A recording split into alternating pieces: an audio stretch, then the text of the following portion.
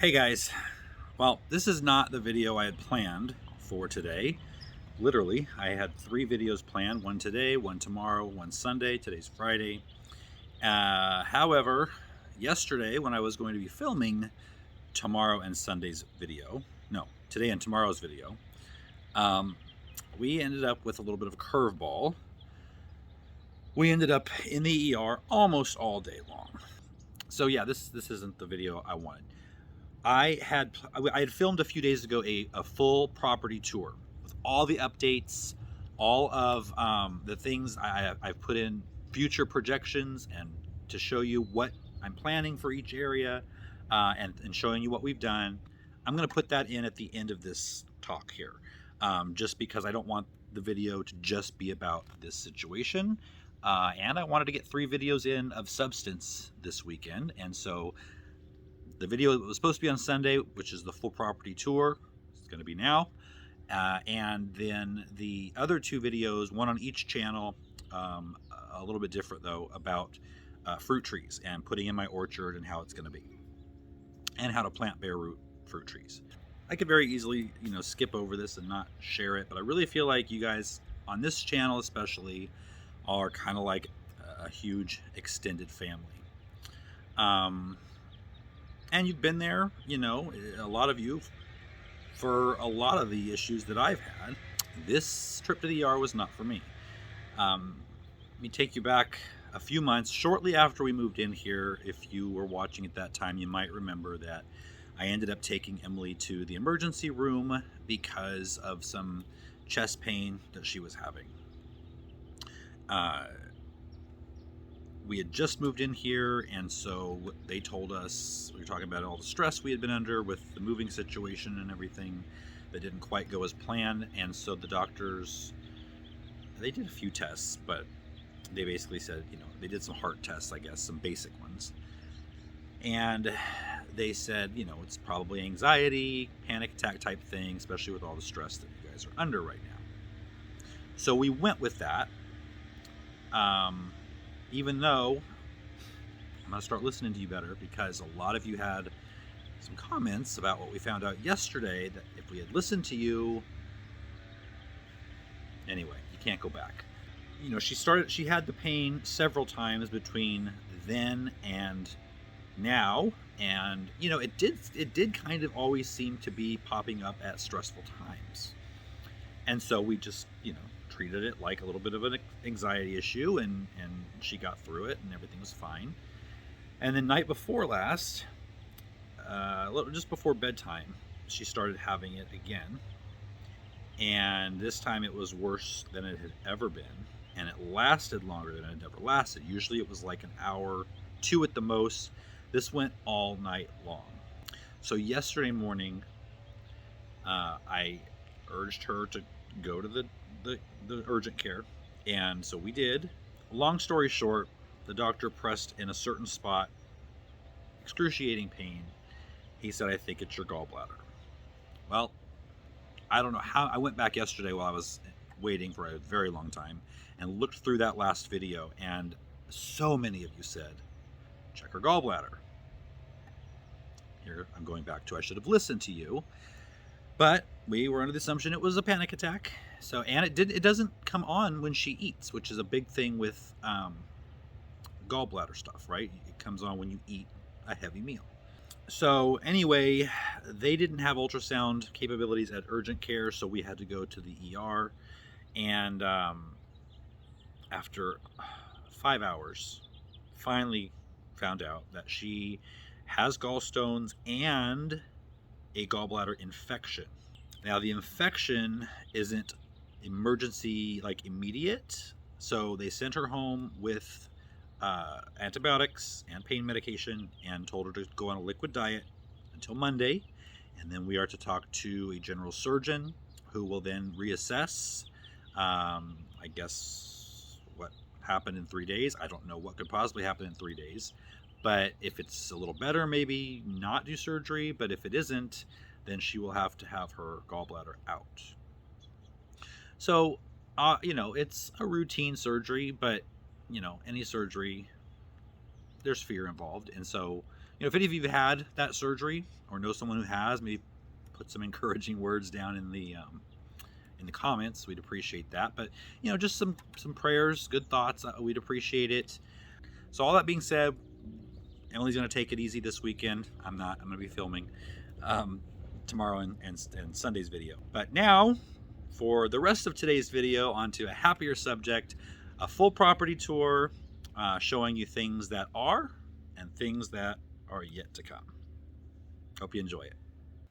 Hey guys, it's Editing Brian here, and I noticed when I was doing this edit that the very first portion of this video is a little shaky. I must have had the stabilization off, but it's just the first minute or two, and then it gets back to normal. Sorry.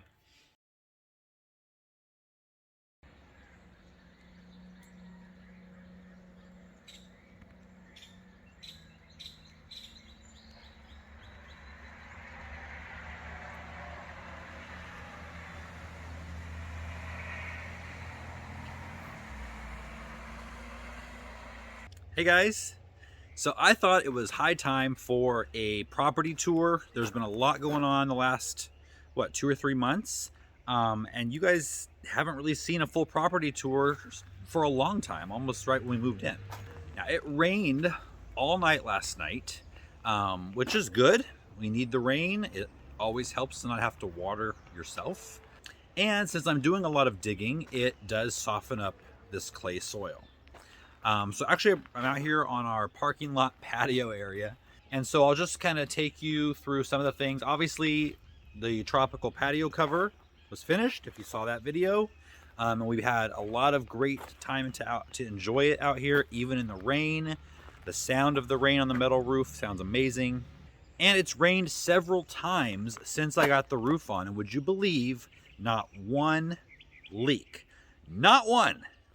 However, we did have a storm that was pretty bad with wind, and the rain did blow in through the front and through the back. So I'm not sure, other than like putting plexiglass or something on the front, which I really don't want to do, if there's any way around that. Fortunately, we don't have a lot of that here. We don't have a lot of rain, period, let alone, you know, just horrible wind with the rain. So let's take you over to the vegetable garden, the temporary vegetable garden. And if you've been watching, you know that I am working on a much larger Mediterranean style vegetable garden on the other side of the house, which we'll go to in a minute. This vegetable garden was here for the fall and winter season while I'm getting that one ready. I didn't want to wait any longer.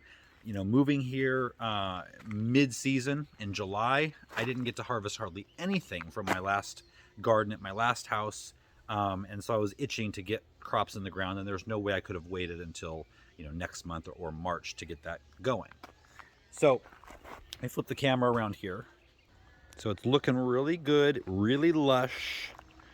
Start right here. If you remember, we planted this with garlic. This is just a wash bin, galvanized wash bin. And I've got cilantro, parsley, and then the garlic here is growing up through that. And then behind that, I have lettuce and onions, which I planted on a video. These are nice little heads. I forget the variety. I'll look it up and put it on the screen. I don't think it's tennis ball, even though it's kind of small and compact like that, but I didn't have good germination from tennis ball, so I'm pretty sure that's not what it is. So here I've got some Swiss chard and some bull's blood beets and Napa cabbage. Now the Napa cabbage is really being eaten up, and it's being eaten up by this guy right here and lots of his friends. At our last house, I was always complaining about the rats, right? We had rats, roof rats, just running the garden, and they'd come out at night, eat all my tomatoes. However, one good thing about rats is they eat all of your snails. So I never had a snail issue. I never even saw a snail at our last house. Here, unfortunately, I can't say the same. So over the next few months, I'm going to see, would I rather have rats or would I rather have snails? I'd rather have neither, honestly. Next to that, we've got a bunch of cabbage. I'll put the varieties on the screen because I can't remember at the moment. These might be planted a bit closer together than they should be. We'll wait and see. And then on the back here, I've got all of my peas. This is Lincoln. Now, unfortunately, I still have not made it to the store to get cattle panels to hold these up. Do you ever have so many things to do where you just end up doing nothing? That's where I've been this past week. So yeah, I need to get the cattle panels bought and installed before these things just completely break over.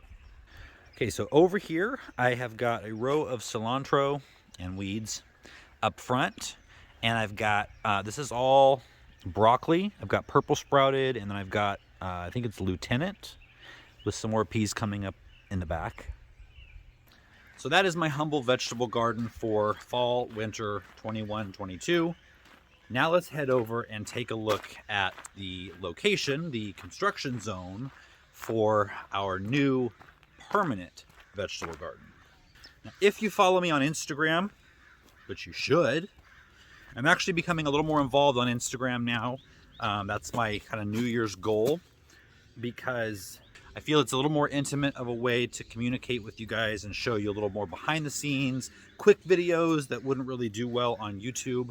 But you've already seen a sneak peek on Instagram of my retaining walls for the Mediterranean vegetable garden. So I'm going to flip the camera around here, kind of explain what's going on and what is to come. So there's going to be 3 terraces. This here is the first one. So down here, there will be 5 8-foot long beds by 4 feet wide. Somebody pooped on my wall. That's really small. I don't know what that is. Anyway, and then this is the second terrace, the middle terrace right here, and there's going to be 5 4-foot by 12-foot beds, and there will be a 3-foot path along the front of each of these terraces. And then up there, so this is the second terrace down here. The third terrace, the top terrace, will be up there, and there will be another retaining wall here with an 8-foot wide path between the house and that terrace. Let me get up this hill and show you a little bit wider view.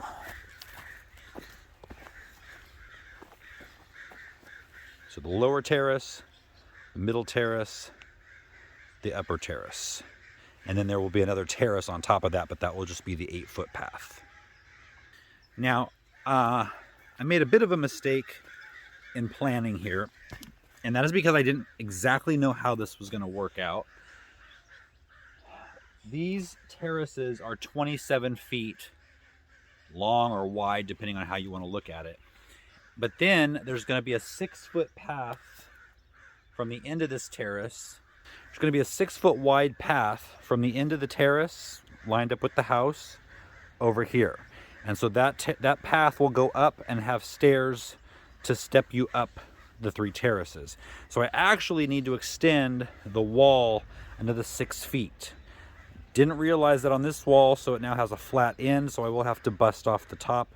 These tops of these are just glued on with adhesive, and then the other stack is a dry stack, so those will be easy to move. Up here, on the second wall up here, I realized that, and I left it where I can then build over. I just need to dig that trench a little bit further. So I have to tell you a little bit, because a lot of you have asked about the type of stone that was used for these terraces. It is RCP block. It is a Keystone product, which is nationwide. RCP happens to be local. RCP, they actually sponsored this project. And what I love about RCP, they did all of our stonework in the back, that huge parking lot patio. All of that retaining wall is RCP Keystone. This is a different kind. I wanted something that was going to look more rustic, a little less uniform than the block out there. So as you can see, the way this is stacked, there's actually 3 different size stones. However, there is like this one here. You can see this side is shorter than this side. So as they're stacked and you switch them up a little bit, you get the look of 6 different sized stones. They're also 3 different colors. The great part about how these come to you, and they come on these pallets, they're already all mixed up. So you don't have to worry about randomizing the colors or the sizes. And I'm going to do an entire how-to video. I filmed literally every single step of this process, and I will have that how-to video out probably within the month. But it creates a wall that's going to last forever. I mean, there's no movement in these walls. Each stone is heavy. That's the hardest part of this whole thing, is each stone is quite heavy. However, what I love about this is they've done the math, so I didn't have to do the math. Once you get the first row in, which is a little bit tedious because you have to level each stone, but after that, you just lay down the stone one after the other. And if you hear trucks, they're actually repaving our road right now, so sorry for the extra noise. But each wall took us about 1 day, not including digging the trench, but other than that, to lay down the wall, it was 1 full day. So you're looking at, it was spread over 3 or 4 days, but if we worked, an 8-hour day each time, it would have been 2 full days. Noah helped me out here, which was really great. It's so crazy that he's at the age now where it's not just cutesy to see him, out here and doing things with me. It's actually a help. Before we move on, I just want to tell you that RCP Stone, they don't do discounts. They don't do anything like that. However, for this project, they have agreed to give all of my viewers, if you're local, and that's San Diego and some of Orange County, they have generously given a 10% discount code for any of their products, I think, except for artificial turf, and there may be one other thing, but all of this stonework, 10% off. That's a big deal. And so I'm going to put the link down below in the video description so that if you are thinking about doing one of these types of projects, you can get 10% off if you live, semi-local. So a big thanks to RCP for that. And again, I'm going to have a much more exhaustive talk about these types of things, because you don't have to just stick with terraces. If you wanted to make semi or permanent raised beds with stone rather than wood, you could do that very easily with this product. And so we'll get more into that as time goes on. So in this video, I don't just want to show you what's here. I want to show you what's coming. This entire area here is going to be the Mediterranean garden. Now I'm going to have trees planted so that all these greenhouses down here from these nurseries are covered, but you can still see the view of the mountains. When you're standing here in the vegetable garden, I want you to be able to look over, because this fence is not the end of my property. These trees over here are the end of my property. So there's quite a bit more space there. These eucalyptus are going to go very soon. But up this way, has anyone ever noticed that we have a street light right in the middle of our yard? I have no idea what that could possibly have ever been for. It doesn't work.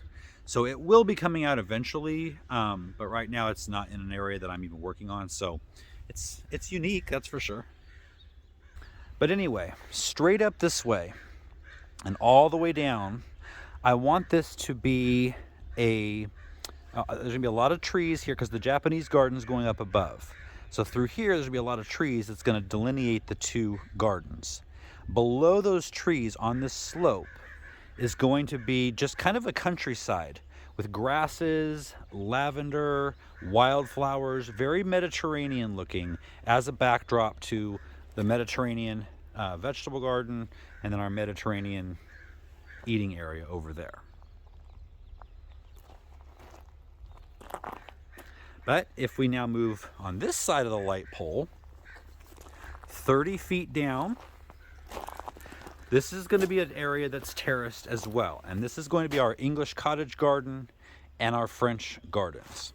Now, right here in the French gardens, I want you to picture this, and I'm going to show you kind of my drawing on this, but there's going to be we're going to build this first terrace here 2 feet along this path, 2 feet tall, level out the ground 30 feet out, have another 2-foot retaining wall, another 30 feet back.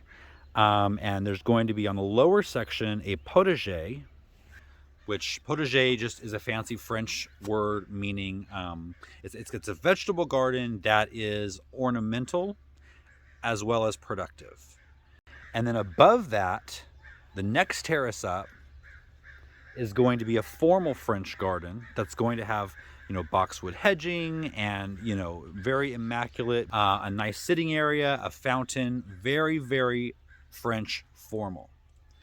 Now, along the edges of the potager, I am going to be planting fruit trees, espaliered, because that's French. It's also space saving, and espalier just means growing a fruit tree in a controlled way, usually flat against a wall, and it can be in different designs. If you remember at my last house, I had 2 apple trees and a lemon tree espaliered against our garage wall. That was only a 1 foot wide section of strip that ran right along the garage. Here, though, it's going to be the entire border of the potager. So I don't really need a hedge to be like a screen, like a privacy screen, because it's in the middle of our property. I don't really need privacy from anything, but I do want it to delineate between the gardens that border it. And also just create a nice, you know, enclosed, more intimate type of area. Kind of like a walled garden, but instead of walls, it's going to be fruit trees. So, I purchased a bunch of fruit trees, 11 to be exact, bare root. I'm actually going to be doing a video on our Next Level Gardening channel on how to plant bare root and why it's really the great way to go when you're talking about fruit trees. But of these 11 trees, I've got apples, pears, cherries, nectarines, peaches. I think that's it. You can see here, this is one of the apples. It's already starting to leaf out. This is Dorset Golden. That's one that I had at our last property. Now, I was lucky. This Fuji apple tree right here was already, the espalier process was already started. So if you could see, the trunk goes up, 2 lateral branches come off, the trunk keeps growing, 2 more lateral branches, keeps going, and we have the top 2 laterals here. Now I'm probably going to train this little bud here into another branch or another trunk to go straight up and have lateral branches coming off of that, because I do want these to be about 6 to 7 feet tall. Right now it's only about 4 feet tall.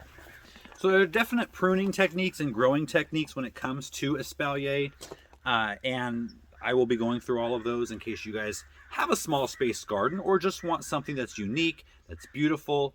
It's definitely a fun way to grow them. The cherry trees will not be, this cherry tree, the buds are actually already starting to swell and get green. The cherry trees are not going to be espaliered. They're going to be planted in the Japanese garden when I have that ready to go. So these are just planted in pots right now, 5-gallon pots, because this area out here needs to be terraced. And so I've got to get Bill and the tractor back over. It may not have the walls done. I just need to get kind of the basic terrace, you know, flat areas to plant these in. And that's okay, even if I don't get to do that until about April. They'll be growing nicely in these pots, and then I'll have good, nice established root systems. But I wanted to get bare root because bare root are cheaper. And they take off really fast and start to grow better than, you know, if you got a potted plant, especially in January. And I'm all about trees right now. The main thing I'm going to be planting over the next few months is trees, trees, trees, because they take the longest to grow. Now this area right here was kind of our Christmas themed bed. You can see that the poinsettias are done. And so what I'm going to do is I'm going to take out the poinsettias and the pine trees. The pine trees will eventually be planted in the Japanese garden as well. I'm going to leave the little pansies or Johnny jump ups, whatever those are, white. I'm going to leave the gray Dusty Miller. And in this zigzag pattern of the poinsettias this week, I'm going to be planting tulips and doing a video on that. I'll also be planting tulips behind the Dusty Miller in the spots where the pine trees are. So I'm looking forward to that. Last year I had a really great tulip display. This year, I'm actually planting them twice as close together as I did last year, so it should be pretty cool. I can't wait to see that. And usually tulips here, I should have already planted them technically here. New Year's Day is a great time to plant tulips. They do need a cold winter. We don't have cold winters, so they have been in the fridge for a couple of months to give them that fake winter.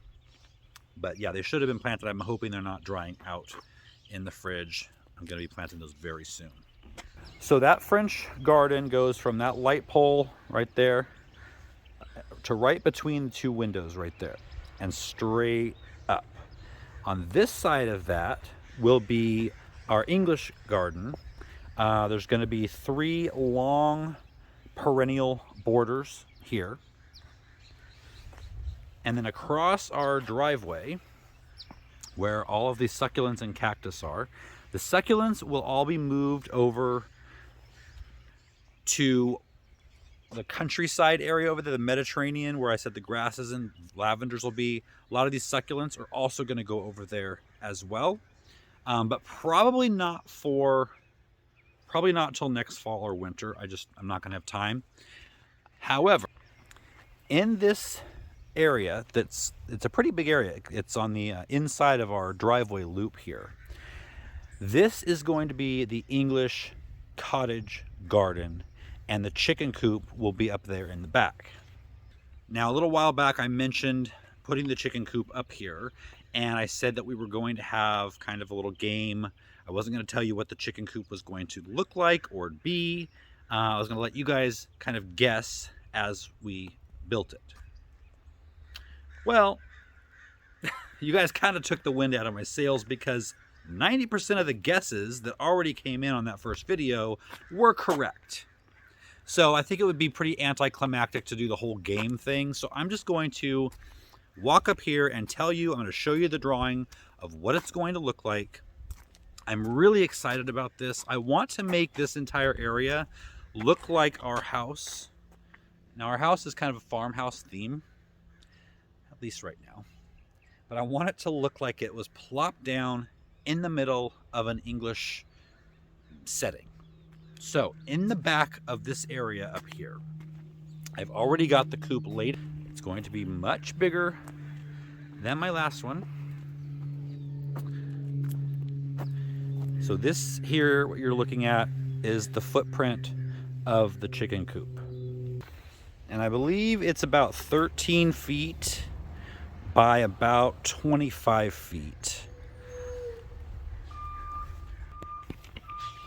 And it is going to be a full-on, almost life-size English cottage.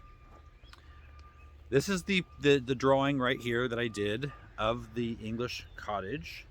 Now, a lot of this is going to be a facade, much like a movie set. The roof is only going to be on the front, and then a little strip on each edge, so from the sides it looks put together. The back is going to be open. It might have a clear panel, corrugated panel roof to let a lot of light in there. But it's not going to be an enclosed building. It's going to feel very open. You're going to be able to see the sky and out the back. The chickens can go in there. Eventually, I might wall off half of it and pour maybe a concrete slab and have that be my office or something, but that's way down the road.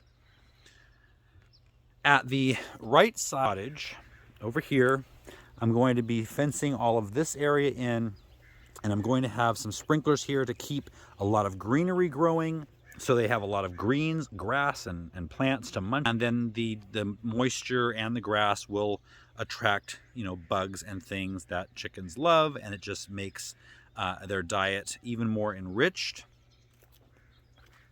and in turn, their eggs enriched.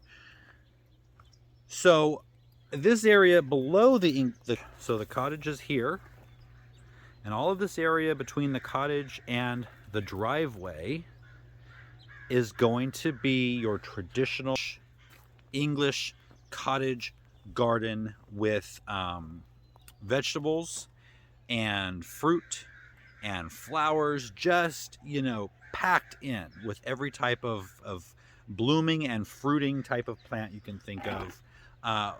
rustic type of wattle fencing and borders that I'm hopefully going to be using some of our eucalyptus trees that we cut down. When you cut down a tree like a eucalyptus, it sprouts up, I'll show you over here, a whole bunch of new trees on the sides of that stump. And you can use those because they grow very fast, at least eucalyptus does. So if you look right here, I don't know if you can see it, but inside here is a very large stump that was cut down. And now all of these little saplings are growing out the sides of it. So this is called coppicing. When you have a situation like this and you can cut the wood, you can harvest these pieces of these trees for any type of purpose, for staking, for fencing, for anything like that. And so I'm going to be doing a lot of that for the English cottage garden to look very rustic, very homey, very cottagey. But we don't stop there. On the other side of the driveway, so if we're looking over so the cottage will be in this whole area here with the trees behind it and the cottage garden in front of it. And then the driveway sweeps around to the gate over here. And on the other side of this driveway, we're going to be getting rid of this trailer. We're not going to be using it anymore, so that'll open up that spot. But over here, look at this beautiful rosemary. It hasn't been watered all summer long, and look at it. Beautiful. The bees are loving it. Anyway, so over here is probably my most adventurous, dare I say, eccentric plan. But at this point, are any of you really surprised? So over here, I want there to be a lake, a small lake, large pond, if you will. I've always loved the look of a weeping willow on the edge of a pond or lake with those graceful, branches kind of bending down, touching the water. And so I definitely want to have that over here. So picture a small lake with that weeping willow tree. Now to one side, I also want an old mill. Something like this. I'll put a picture up of something I found online with a water wheel. You picking this up? You loving this? I'm loving this. Now, if possible, I would also love on that lake to have a dock with a small little rowboat. Come on. You've got to be like in this with me. Okay? Because Emily's like, oh, here we go again. So it's always helps when you guys can comment and say, yeah, that sounds great. Because then she's like, okay, maybe it's just me. Anyway, on that lake, I would also love to have a couple of mute swans. I mean, I don't know what's involved with those. I also know they're not legal to have in California unless you have a permit. I'm not sure why, but I will find that out. So that may or may not happen, but the rest of it, it's going to happen. Okay, so I think the last section we haven't looked at is the future tropical garden, and then where we're going to have our goats. Okay, so the area I was just talking about with the lake will be over here, and then there'll be a bunch of trees that go across this way, and that lake will empty out of a waterfall that will come down into a stream and then another smaller lake down here in the tropical area. Now I'm looking to get timber bamboo. Now timber bamboo is huge. It is, 4 to 6 inches in diameter, each of the bamboo poles, and then up to 50 feet tall. And it creates a barrier, a wall. Now, the big thing about timber bamboo and any type of bamboo that I'm going to have on our property is it needs to be clumping bamboo. There's clumping and there's running bamboo. You don't want running bamboo unless you have acres and acres and acres.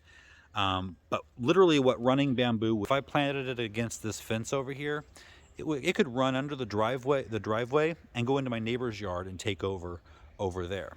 You don't want that. Clumping bamboo is very easy to control. It just moves out slowly in a clump size like any other perennial. But it's going to make a nice block between the neighbor's house and the road that comes up here, and a nice backdrop for the tropical garden. So moving further over from the tropical garden, we get into this grove of eucalyptus trees. And you guys know that I hate eucalyptus trees, and you know why. And you know a lot of these will be coming down. But timing is everything, and money is everything when it comes to trees. They're not cheap to take down. And so this area here with the this whole grove of what would be expensive trees to take down, they're far enough away from the house where they don't really represent as much of a fire danger. So this area down here is where our goats will be. They're going to have full access to this entire area.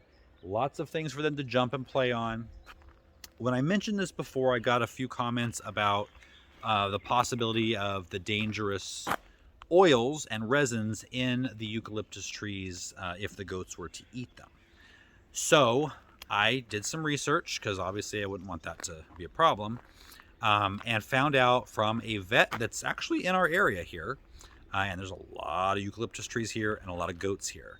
And she's seen many, many goats that live their entire lives under eucalyptus trees and never have a problem. So I feel pretty comfortable doing that. So I know this was a long one. I hope you guys got a lot out of it. I did want to show you where we are now and where my brain has us going, just so you could kind of be on that journey and look forward to it as much as I am.